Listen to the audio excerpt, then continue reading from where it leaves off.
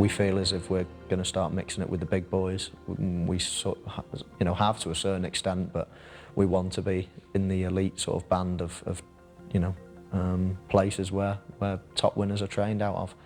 We want to pursue excellence wherever we can. I mean, obviously, it's about getting success at the racecourse. But for me, it's also about this business running itself well. We want to enjoy our racing, enjoy our owners, and have success.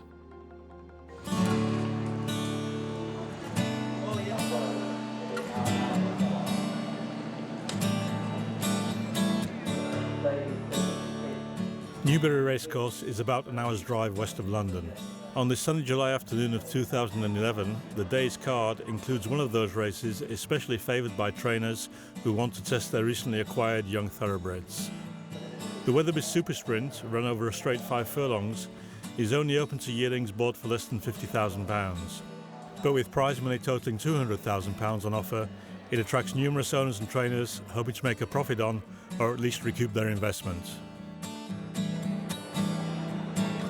Inexpensive but good horses are the speciality of a young English trainer named Tom Dascombe, who has built his reputation on winning quality races with young horses bought relatively cheaply at sales. In 2005 he mortgaged his house in order to finance his own yard situated at Lambourne, and which he christened One Way. It's always better to regret something you've done than to regret something you haven't done. I sold my house, got £100,000, spent £60,000 on horses and put 40 away to pay the rent. Success was to come relatively quickly with a first high at Newmarket in 2008, when the yard won 2 Group 2 races with horses bought relatively cheaply as yearlings. The July festival meeting, that was just incredible. I mean, to have one Group 2 winner with a £5,000 2-year-old and another Group 2 winner with a £10,000 2-year-old was just awesome. The 2 horses in question were named Classic Blade and Firth of Fifth. They head towards the line. Firth of Fifth is still in front by about a length and a half, and it is Firth of Fifth and Richard Kingscote who win to Wheel Park. I think at that point people started actually taking us seriously. Up till then really we'd been winning poor little maidens with 2-year-olds, we'd been winning a few claimers and sellers, and we'd done well with a lot of moderate horses. But we hadn't had any success at a good level. And I think then when, those 2 horses won the 2 Group 2s, I think a lot of people then began to think, okay, you can do this. I got a telephone call on a Sunday evening and I was carrying the shopping in from the car. The telephone call came from a chap called Matt Williams, and he said, had I heard about Michael Owen's yard, and I rather arrogantly I was doing other things, and I said, look, what's the point of the conversation? And he said, well, will you go and train there? Or would you consider going to train there? And I said, no, not interested, and put the children to bed, did a few other things, and I said to the wife, I said, I just had a telephone call to see if we'll go and train in Cheshire.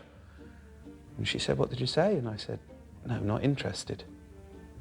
And she said, you're such an arrogant idiot, you should at least talk to people and don't just dismiss things. And so I sort of took my telling off and rung him back, and I said, okay, I'll go and meet him. And a few days later I went and met Michael, and the rest pretty much history, So it was that in 2009, at only 36 years of age, Tom Dascombe became the trainer of one of the newest and most prestigious yards in the country, Manor House Stables, whose founder was none other than the internationally renowned footballer Michael Owen.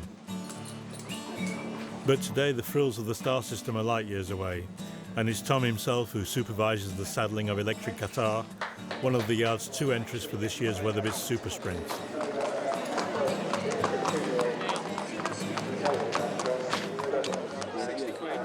Tom needs to know if these 2 young horses are serious hopes for the future at Manor House. The only real way to find out is to race them against their peers. But isn't there a sort of level at 15 where below that you're carrying the minimum weight? Yeah, you're right if you've got a filly as well, because, I mean, we bought one at Donny here for £10,000, finished second in this race. Oh, okay, yeah. 130, like 8,000 or something. But I mean, you need a cheap horse. Yes. You need a good cheap horse. yeah. I think generally, if you strive to win every race, which is obviously impossible, but if you strive to win every time you enter a horse in a race, then you're going to get number of winners, bigger, better winners, and then more prize money. Just take your time. Okay, I mean, she's won by making all the running, but she'll never make the running here. So just ride her as you find her, take your time. She'll be quick out, but try and just... And just remember the prize money down to 10th. Yeah? So we're here to get some money. All right? And if you want to overdo it and finish running on, great, you know?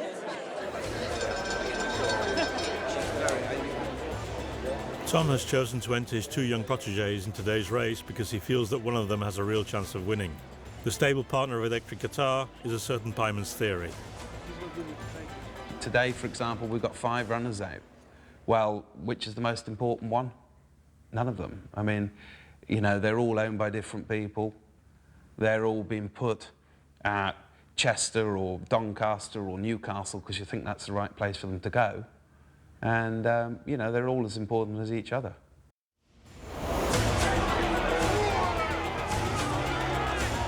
Of course, a race like the Weatherby Sprint attracts a huge number of trainers, and it sometimes seems more like a cavalry charge than a horse race. But no matter if Tom doesn't win today, Manor House Stables is, after all, a long-term project.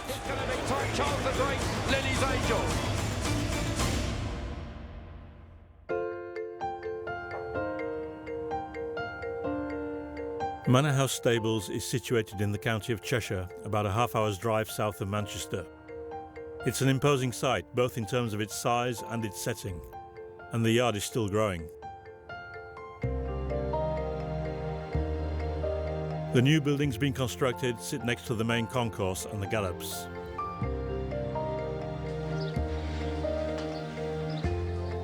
Despite the fact that Manor House has only existed for 4 years, the ground it covers is impressive and includes 4 huge barns housing over 100 thoroughbreds.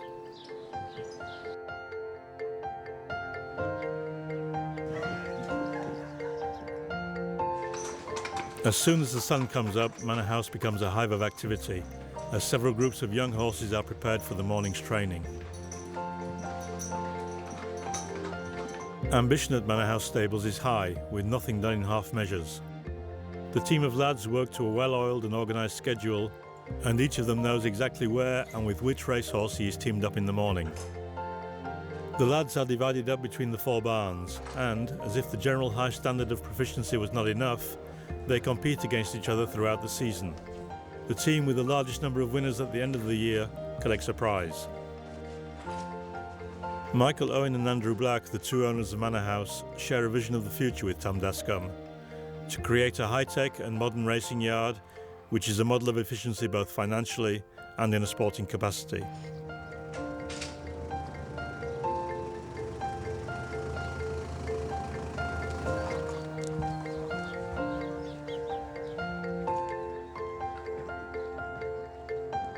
Even though it's clearly Tom Dascombe who is in charge of the sporting aspect at Manor House and supervises the training of the thoroughbreds, the origins of the stable predate his arrival.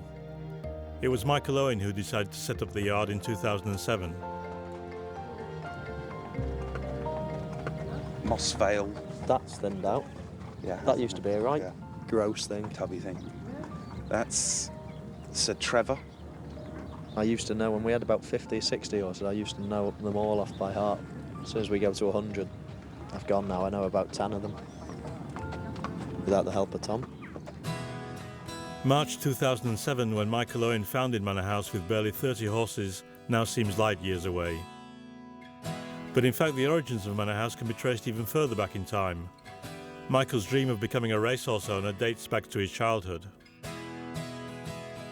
Yeah, I mean, my passion in racing sort of does go way back, probably. Probably to when I was a kid, and I used to watch my dad on a Saturday, sort of picking his 3 fancies out, and he used to have a 3-horse bet every Saturday. And the more I grew up, the you know, the more I got interested in why he was picking certain horses. So then eventually he let me have one pick of his horses, so he'd pick two and I'd pick one on a Saturday, and I'd start following what trainers, what jockeys were successful, and it grew from there really. And then I owned my first horse when I was 18, when I came back from the World Cup in France. Called it Etienne Lady after the goal I scored in Saint Etienne, and it's just grown from there really. Instead of then having horses trained by other people, I had sort of that many horses and that many things going on that I thought it'd be great to sort of have it in-house and do it ourselves. And it started small and it's developed into this place now.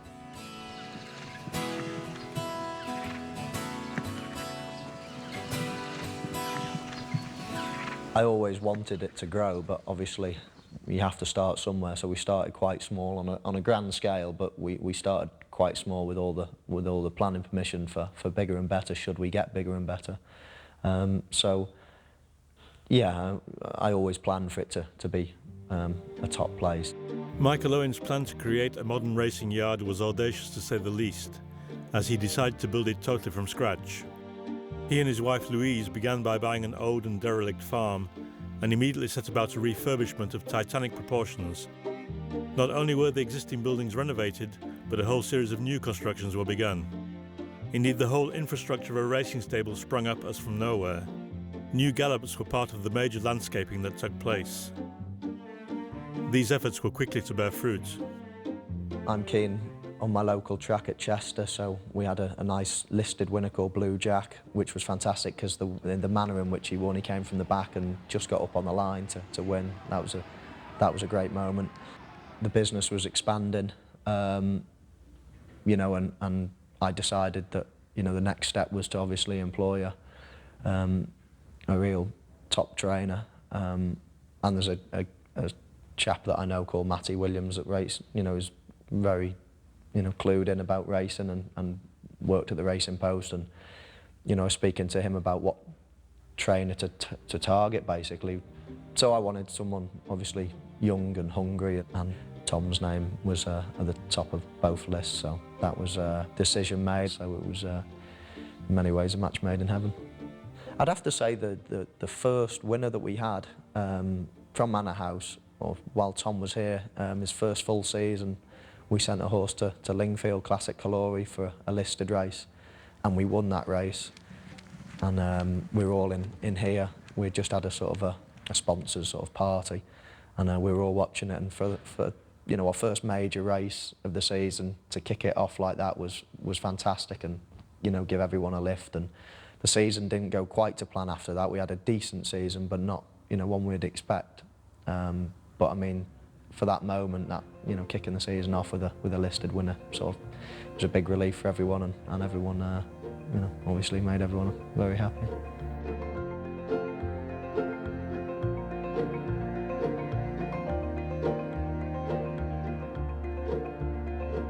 There's too many factors that go into winning a race, really, to training a horse. But I think if you build the basics, the basic things in any way of life, if you have a good foundation of, you know, the horses are well cared for, they're fed well, you know, they're looked after, and the facilities are good, so that, you know, the gallops are obviously very important.